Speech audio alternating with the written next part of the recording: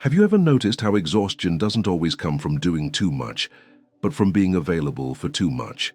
Available for what drains you, what diminishes you, what keeps you feeling like life is something you must constantly chase instead of something you can finally begin to receive. And maybe the strangest part is that we rarely call this what it is. We call it responsibility. We call it humility. We call it being a good person. But deep inside there is a quieter truth. You've been staying emotionally open to scarcity, like scarcity is a room in your house that you never close.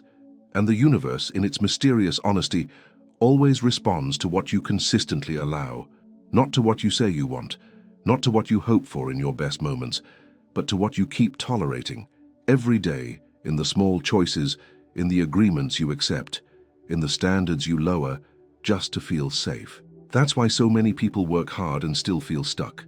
Because prosperity isn't only about money, it's about identity. It's about the inner permission to live in a different reality without apologizing for it. This is why quantum prosperity begins without limits. Not because limits make you rigid, but because limits make you clear. They protect your nervous system from staying addicted to survival mode. They protect your mind from being hijacked by urgency. They protect your energy from being endlessly spent on people, patterns, and environments that quietly train you to believe, this is all I can have. So in this video, we're not chasing magical thinking. We're stepping into spiritual maturity. We're going to talk about how your availability shapes your reality, how scarcity becomes a habit, and how abundance starts finding you when you finally stop offering your life as a home for what was never meant to stay. When you stop being available to scarcity, your reality starts listening. Again, there is a kind of exhaustion that doesn't show up on a calendar, doesn't appear on a bank statement, and cannot be explained by a busy schedule. It's the exhaustion that comes from being emotionally open to scarcity all the time. Like scarcity is the default language of your nervous system. You can be sitting in silence, doing nothing, and still feel tired, because inside you, something is always bracing for impact. Something is always preparing for the next disappointment, the next bill, the next unexpected problem, the next moment where life feels like it's about to take more from you than it gives. And when that becomes a daily emotional posture, prosperity doesn't just feel distant, it starts to feel unfamiliar, almost suspicious, as if abundance is something meant for other people, in other lives, under different conditions. Most people think scarcity is just about money, but scarcity is rarely only financial. Scarcity is a relationship with life itself. It's the belief that good things must be earned through struggle, that peace is something you have to fight for, that receiving is risky, that feeling safe is temporary, that joy always comes with a hidden cost. Scarcity can exist in a full bank account if the mind is trained to expect loss. Scarcity can exist in a successful career if the soul still believes it needs permission to rest. Scarcity can even exist in love, when someone stays available to less than they deserve, because they've learned to confuse emotional hunger with loyalty. That's why quantum prosperity begins without limits. Not because limits are harsh, but because limits are the first visible proof that you've stopped negotiating with what diminishes you. Limits are not about rejecting life. They are about protecting your inner space so that life can finally reach you with clarity. Because when you have no limits, you are constantly available. Available to interruptions, available to drama, available to energy leaks, available to people who unconsciously confirm your deepest fear, that you must keep giving yourself away to remain safe. And every time you remain available to that pattern, you unknowingly tell reality what role you want to keep playing. The truth is, your reality is not responding to your desires as much as it is responding to your availability. What you tolerate becomes a signal. What you repeatedly accept becomes an instruction. What you stay emotionally open to becomes the environment your subconscious calls normal. And the subconscious doesn't chase what is extraordinary, it recreates what is familiar. This is why so many people pray for abundance while living in agreements that consistently reinforce lack. They ask the universe for prosperity, then remain available to disrespect. They ask for overflow, then remain available to constant urgency. They ask for freedom, then remain available to guilt. They ask for elevation, then remain available to environments that pull them down. And perhaps the most painful part is that this availability often comes from a place that looks noble on the surface. You may have been trained to believe that being a good person means staying accessible, that love means leaving your door open, that humility means lowering your standards, that responsibility means never saying no. But emotional availability is not always love. Sometimes it's fear wearing the costume of kindness. Sometimes it's the survival instinct trying to keep you accepted, needed, useful, approved. And if your nervous system is addicted to approval, scarcity becomes easy to tolerate, because at least scarcity doesn't threaten your belonging. This is where spiritual maturity begins, when you realize that you can be compassionate without being available to what drains you. You can be generous without being open to misuse. You can be loving without being permanently exposed to situations that keep you small. And when you finally start closing the door to what depletes you, you are not becoming colder. You are becoming clearer. You are stopping the silent betrayal of your own energy. You are telling the universe with your behavior that you are no longer available for the version of life where you must survive to feel worthy. And this shift is not symbolic. It is measurable inside you. When you stop being available to scarcity, your nervous system changes. Your decisions slow down. Your mind becomes less reactive. Your intuition becomes louder because it's no longer competing with panic. Your body starts exiting survival mode, not because life suddenly becomes perfect, but because you stop rehearsing catastrophe as your default identity. You begin to experience something rare, the internal space to choose. There is a reason why the idea of quantum prosperity resonates so deeply with people who feel stuck, not because it promises instant miracles, but because it points to a deeper truth. Reality is shaped by coherence. Your outer life organizes itself around the inner state you repeatedly inhabit. And if you have been inhabiting scarcity, not as a temporary circumstance, but as a permanent emotional climate, then prosperity won't feel like a gift. It will feel like a threat. It will trigger self-sabotage. It will trigger guilt. It will trigger the urge to shrink back into what you know. So the first shift is not about money. It's about identity. It's about teaching your system to feel safe in receiving. This is why the sentence "abundance finds you" is not poetic.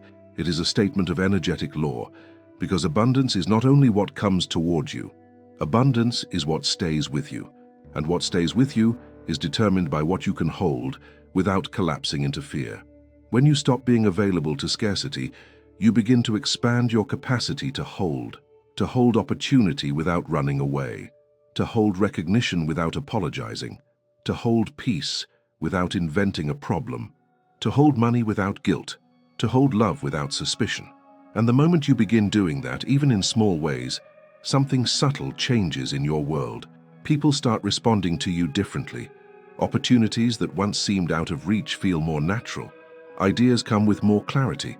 You stop chasing the next rescue and start building stability. The universe doesn't respond to desperation, it responds to alignment. And alignment is not an emotion you force. It is a life you decide to protect. If you've been feeling tired, stuck, disappointed, or quietly resentful toward your own reality, there is nothing wrong with your desire for prosperity. The deeper problem is that you may still be emotionally available to the very pattern you're trying to leave. You may still be feeding scarcity with your attention, your tolerance, your urgency, your self-doubt, your habit of over-explaining your worth. And today, without drama and without performance, you can begin the most powerful shift of all. You can stop offering your life as a home for what was never meant to stay. That is where abundance begins to recognize you again. Not because you begged harder, not because you tried to manifest louder, but because you finally became someone who knows what they are no longer available for. Limits are not walls, they are doors that only open for the right life. Sometimes prosperity stays away, not because life is cruel, and not because the universe is ignoring you, but because your inner world has been living without boundaries for too long. Not physical boundaries, but energetic ones, emotional ones, the kind that quietly determine what you allow to touch your mind, what you permit to occupy your attention, and what you accept as normal, even when it slowly breaks you. And the more a person lives without limits, the more they begin to confuse chaos with reality itself, as if being overwhelmed is simply part of being alive. There is a particular spiritual fatigue that comes from always being reachable to everything that demands your energy. It looks like loyalty, but it feels like self-erasure. It looks like generosity, but it tastes like resentment. It looks like love, but it keeps you trapped in environments where your soul cannot breathe. And when that becomes your daily climate, your nervous system begins to interpret lack as safety, because at least lack is predictable. At least lack does not surprise you. At least lack matches the emotional rhythm you have learned to carry. This is why limits are not a cold concept. They are deeply spiritual. A limit is the moment you stop offering your sacred attention to what depletes you. It's the moment you stop letting other people's chaos move into your mind like it owns the place. It's the moment you realize that your energy is not infinite and your life is not a public space. Limits are not rejection. They are protection. They are an act of devotion toward the person you are becoming. And what makes this even more important is that scarcity doesn't always arrive as an empty wallet. Often, it arrives as emotional agreement. It arrives as constant urgency. It arrives as the internal pressure to solve everything immediately, to rescue everyone, to carry responsibilities that were never truly yours. Scarcity loves people with no limits because people with no limits are always available, and availability is a form of permission. When you are constantly available, scarcity doesn't even need to fight to stay in your life. It simply settles in. It becomes part of the furniture. It becomes part of your identity.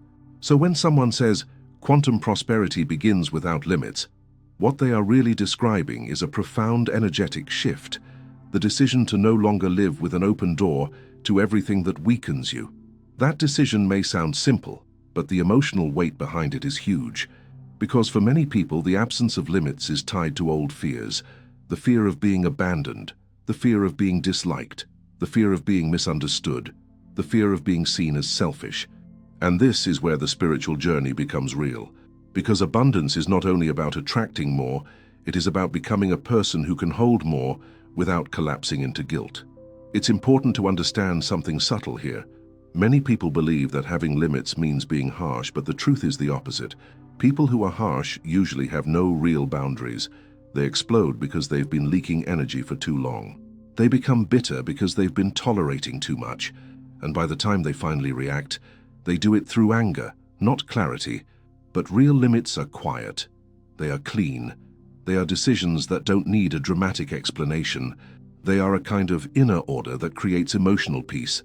And peace in the world of prosperity is not just an emotional luxury. Peace is a magnetic state. Peace is what allows your mind to perceive opportunities you couldn't see before because anxiety kept you blind. Peace is what allows your body to exit survival mode long enough to think creatively, to act strategically, to build something meaningful. When your nervous system is stuck in fear, your mind narrows. You can't see long-term. You can't sense expansion. You can only sense danger. And that is why people in scarcity often feel stuck in repetition, as if life keeps circling the same painful lessons.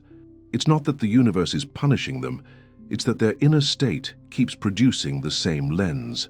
Bruce Lipton's perspective on the relationship between environment and belief becomes deeply meaningful here, because environment is not only what surrounds you physically. Environment includes the emotional atmosphere you allow to shape you. It includes what you listen to daily. It includes who has access to your energy. It includes what kinds of conversations you tolerate. It includes what you normalize. And when your environment constantly reinforces stress, pressure, and emotional depletion, abundance doesn't feel natural. It feels distant. It feels like something you would need to fight for. But prosperity is not meant to feel like war. True prosperity feels like alignment, like coherence, like life is finally meeting you where you truly are. There is also something very sacred about the moment a person begins to withdraw their energy from what no longer matches them. It often feels uncomfortable at first because the old identity protests. The old identity says, if you stop being available, you will lose love. It says, if you stop being available, you will lose security. It says, if you stop being available, you will be alone. But what the old identity doesn't understand is that being overly available never created true security. It created exhaustion. It created emotional debt. It created the illusion of connection while quietly training you to abandon yourself. When you step into limits, you begin to experience a new kind of strength, not the strength of force, but the strength of self-respect. And self-respect is one of the most underestimated frequencies in manifestation, because the universe responds to the version of you that you embody, Not the version of you that begs, not the version of you that hopes, the version of you that lives with internal integrity, the version of you that chooses with clarity, the version of you that understands their worth without needing to shout it. That energy becomes a signal. That signal becomes a pattern. That pattern becomes a life. And this is where prosperity begins to shift without you needing to chase it. Because the moment you stop leaking energy, you start conserving power. And power in this context is not domination. It is presence. It is the ability to stay grounded inside yourself without being pulled into every emotional storm. It is the ability to choose what you entertain, what you accept, what you commit to. It is the ability to stop being available to scarcity, not only in money, but in thought, in time, in self-image, in relationships. There is a quiet miracle that happens when limits become part of your identity. The miracle is not that everything becomes easy. The miracle is that you stop living like your life belongs to everyone else's demands.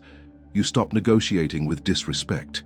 You stop settling in smallness just to avoid discomfort. You stop offering your nervous system as a home for panic. And with that shift, abundance begins to recognize you differently.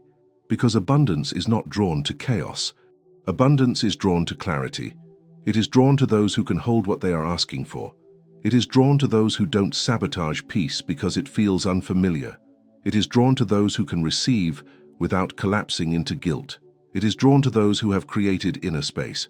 And inner space is created by limits. So in a world where everyone is overstimulated, overexposed, and emotionally exhausted, limits become a spiritual declaration.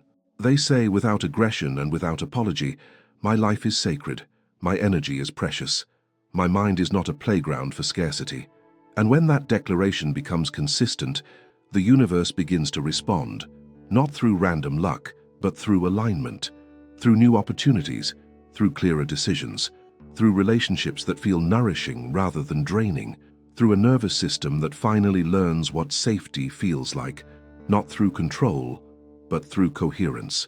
Quantum prosperity begins without limits, because limits are how you become a person who can live in abundance without losing themselves. Scarcity is not a bank account. It's a nervous system that learned to expect loss. There is a moment in every person's journey when they realize that the most exhausting battles are not happening outside of them, but inside. Not because they are weak, but because they have been carrying an invisible posture for years, and nobody ever taught them to name it. That posture is the expectation of loss. It is waking up with your heart already tense, as if something will go wrong before the day even begins. It is receiving good news and instantly asking what the hidden cost will be. It is holding money and feeling anxiety instead of safety. It is getting close to something beautiful and for no logical reason feeling like it won't last. And when that expectation becomes your emotional default, scarcity is no longer a condition. It becomes an identity. This is why so many people struggle with manifestation, even when they are intelligent, spiritual, hardworking, and deeply sincere, because the subconscious does not respond to sincerity alone. It responds to repetition. It responds to emotional training. It responds to what your body has learned to believe through experience. And if your body has learned that life can change overnight, that security can disappear, that people can disappoint, that peace never stays, then prosperity won't feel like home. It will feel like a foreign country, and the mind will search for a reason to return to what is familiar, even if what is familiar is painful. Many people confuse scarcity with not having enough, but scarcity is something subtler and more powerful.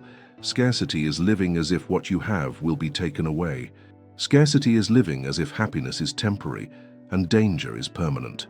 Scarcity is the emotional habit of bracing, controlling, overthinking, rushing, apologizing, and shrinking, because deep down you believe the universe is not truly safe.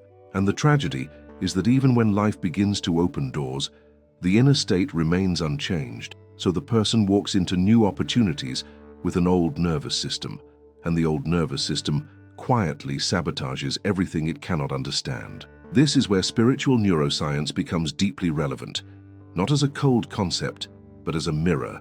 Joe Dispenza often speaks about how the body becomes a memory of the past, and that phrase lands hard because it explains something most people feel but can't articulate. The body remembers emotional realities, it remembers survival, it remembers humiliation, it remembers instability, it remembers disappointment, and it keeps rehearsing those states, not because it wants to suffer, but because repetition creates familiarity, and familiarity creates the illusion of safety. The body says, I know this territory, even if that territory is lack. So you can say you want abundance all day long, but if your body still lives like it is preparing for scarcity, then your choices will follow that preparation. You will accept less than you deserve because it feels safer than asking for more. You will cling to situations that no longer nourish you because at least they are predictable. You will overwork because rest feels like danger. You will chase validation because silence feels like abandonment. And without realizing it, you will remain available to the very pattern you are trying to escape. Scarcity in this sense is not only about what you lack, it is about what you tolerate. It is about what you normalize. It is about what you accept as just how life is. And people who have lived through instability often develop a silent devotion to endurance. They become proud of how much they can survive. They become skilled at carrying heavy loads without asking for help. They become emotionally disciplined in a way that looks strong but feels lonely. And the world often praises that strength, which makes it harder to question. But endurance is not the same as prosperity. Survival is not the same as abundance. And a soul can survive while quietly starving. This is why prosperity begins when you stop being available to environments, people, and habits that keep your nervous system trapped in loss. Because the universe responds to your emotional posture. If you keep living as if life will take from you, life will keep meeting you at that frequency, not as punishment, but as coherence. Reality reflects consistency, and the most consistent thing in most people's lives is not their dream, but their fear. What makes this journey difficult is that scarcity doesn't always feel negative. Sometimes scarcity feels like being realistic. It feels like being responsible. It feels like being humble. It feels like being cautious. And in certain moments, caution is wise. But there is a point where caution becomes imprisonment. There is a point where humility becomes self-erasure. There is a point where being realistic becomes a cage built from old pain. And when you live inside that cage long enough, you begin to believe that the cage is the world. This is also why abundance is not simply attracted, it is received. And receiving is deeply connected to your capacity to feel safe with expansion. People often talk about money as if it is only a number, but money is also an emotional experience. It represents permission, it represents choice, it represents safety, it represents freedom. And if freedom triggers fear inside you because freedom means responsibility, visibility, and change, then you may unconsciously reject what you consciously desire. Not because you don't want it, but because your nervous system doesn't know how to hold it. Bruce Lipton's teachings about belief and environment align beautifully here, because the emotional environment you live in is constantly shaping your biology, your mood, and your decisions. If your environment is filled with pressure, pessimism, drama, and emotional exhaustion, then even if you meditate, even if you visualize, even if you speak affirmations, your nervous system will still be trained in scarcity. And manifestation, when it is real, is not a performance. It is a state. It is coherence between thought, emotion, and identity. You cannot think abundance while feeling loss every day. The body will always win that argument because the body is the subconscious speaking. This is where the idea of quantum prosperity becomes practical rather than mystical. Quantum prosperity is not about pretending that problems don't exist. It's about stepping into a new internal reality so consistently that your external life begins to reorganize around it. Not instantly, not magically, but inevitably. Because a stable new internal state changes your relationship with time, with energy, with opportunity. You stop rushing and start building.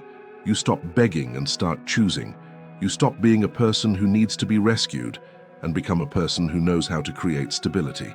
And in the beginning, this shift may feel uncomfortable because the nervous system will miss scarcity, not emotionally, but chemically. Scarcity creates adrenaline, urgency, hypervigilance. And many people have lived with that chemistry for so long that calm feels empty. Calm feels unfamiliar. Calm feels like something must be wrong. That is why some people sabotage peace. They create problems when life is quiet. They overthink when things are going well. They spend impulsively when they feel safe. They disrupt stability because stability feels unnatural. And this is one of the deepest spiritual lessons. Sometimes you don't need more manifestation techniques. You need a new relationship with peace. When a person begins to heal scarcity at the level of the nervous system, something profound happens. They stop trying to force abundance, and they start making room for it. They stop living like every day is an emergency. They stop worshipping urgency. They begin to breathe differently. They begin to sleep differently. They begin to speak differently. And those subtle changes are not small. Those changes are the beginning of a new frequency. Because abundance does not only arrive through money, it arrives through clarity, through stability, through guidance, through the quiet confidence that you are supported by life. And when you stop being available to the inner expectation of loss, you begin to develop an expectation of alignment. Not naive optimism, but spiritual adulthood, the kind that looks at reality clearly, but refuses to live in fear as a personality. So if you have been trying to manifest prosperity, and you feel like you are doing everything right yet nothing changes, consider this gently. Perhaps you have not been blocked by the universe. Perhaps you have been living with an inner body that still expects scarcity to win, and the universe is simply responding to the most consistent instruction it has received from you. That instruction is not your words. It is your state. And as your state changes, your life begins to listen differently. When urgency runs your life, abundance feels unsafe. There is a version of scarcity that doesn't look like poverty at all. It looks like productivity. It looks like movement. It looks like someone who is always doing something, always trying, always planning, always fixing, always pushing forward. From the outside, it can even look admirable, but on the inside, it feels like pressure, like constant acceleration, like being hunted by time, like if you slow down for even a moment, life will punish you. And for many people, this is not just a habit, it is the nervous system's way of staying emotionally prepared for disappointment. Urgency is one of the most misunderstood energetic states in the manifestation world. People often believe urgency is motivation, but motivation has direction, while urgency has fear. Urgency doesn't say, "I'm building something." Urgency says, "I'm running from something." It carries the emotional message that there is not enough time, not enough safety, not enough support. And once that message becomes consistent, the mind starts making choices from the narrowest possible place: survival. Survival doesn't plan elegantly. Survival grabs. Survival clings. Survival accepts whatever is available just to avoid the feeling of uncertainty. This is why urgency can quietly block prosperity. Not because abundance is fragile, but because abundance requires stability to stay. A person can attract a new opportunity and still lose it if their inner world cannot hold it. A person can receive money and still drain it through impulsive choices if their nervous system interprets peace as danger. A person can finally experience a breakthrough and still sabotage it because urgency makes them feel unworthy of ease. When urgency rules your life, abundance feels unsafe because abundance brings stillness, and stillness feels like vulnerability to a nervous system trained in chaos. This is where people often get confused. They think abundance means excitement, constant wins, constant expansion. But true abundance feels calmer than that. It feels grounded. It feels like spaciousness. It feels like life doesn't have to be fought for every day. And if someone has been living in urgency for years, that kind of spaciousness can feel almost unbearable because it reveals something they've been avoiding: their own emotional emptiness. The moments when they are not busy, they are forced to feel what they have been carrying. And many people would rather stay exhausted than finally face what they've never processed. So urgency becomes a form of emotional anesthesia. It keeps you too busy to feel. It keeps you too active to reflect.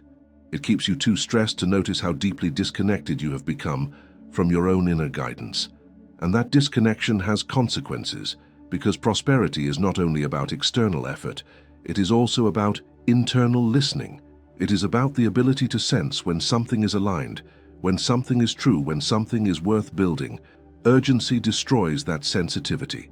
It turns the mind into a machine that responds to pressure rather than intuition. Quantum prosperity begins without limits, and part of those limits includes refusing to let urgency become your identity. Because urgency is contagious. It spreads through the way you speak, the way you plan, the way you spend, the way you make decisions. It turns your life into a series of emotional emergencies. And when you live like that long enough, you become available to scarcity in a new way, not through lack, but through frantic over-control. You try to manage everything, predict everything, secure everything, because you believe safety is only created by effort. But safety isn't created by effort alone. It is created by coherence, by a steady inner state that does not collapse when life changes. That's why so many people can work hard and still feel poor, not because they are not earning enough, but because their nervous system is still living in panic. Panic doesn't feel prosperous. Panic can make $10,000 feel like nothing. Panic can make success feel like pressure. Panic can make love feel like risk. Panic can make blessings feel temporary. And a life experienced through panic will always feel scarce, no matter what the numbers say. There is also something very subtle that happens when urgency becomes chronic. You lose your ability to trust timing. You begin to believe that if you don't force things, they won't happen. That belief creates a painful loop.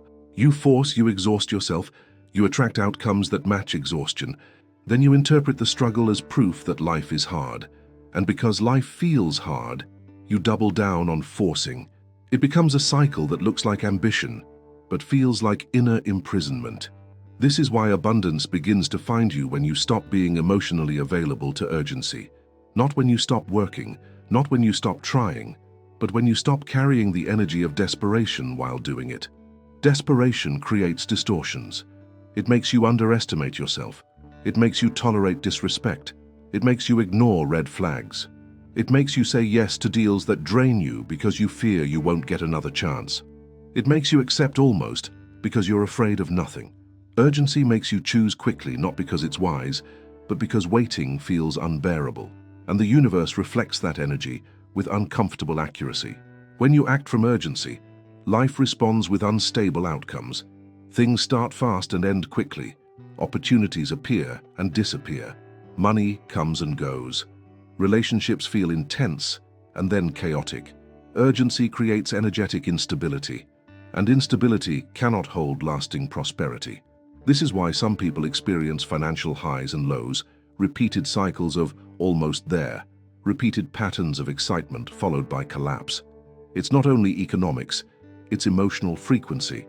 The nervous system is cycling between hope and panic, and life keeps confirming that rhythm.